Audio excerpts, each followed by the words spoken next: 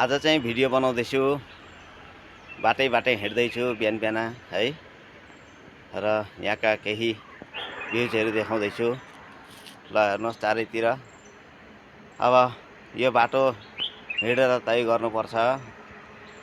Maximum 3-4 kilometre हिँड्नुपर्छ र बिहान बिहान यसरी हिँडेको चाहिँ धेरै राम्रो हुन्छ। हिँड्नुहोस् तपाईहरु पनि। र हेर्नुहोस् चारैतिरको हरियाली चाहिँ यस्तो प्रकारको छ र भिडियो बनाउँदैछु। ल हेर्नुहोस्। र अर्को कुरो यहाँ चाहिँ हेर्नुहोस्, यसरी गसगसनी रोप्नु पर्ने रहेछ, रोप्नु पर्छ। यहाँ हेर्नुहोस्।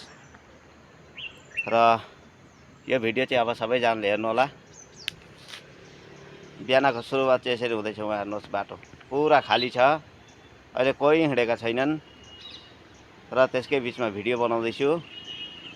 र बिहानको हरियाली चाहिँ यस्तो प्रकारको छ।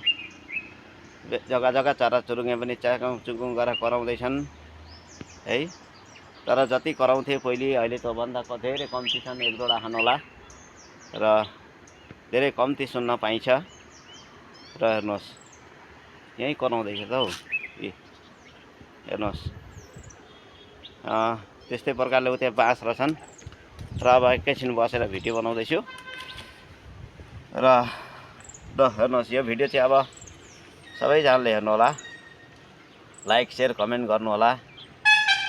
र बाटो चाहिँ हेर्नुहोस् न कस्तो छ त, एकदम घुरेर ट्रेन आए जस्तो देखिन्छ नि, यहाँ बनाएर।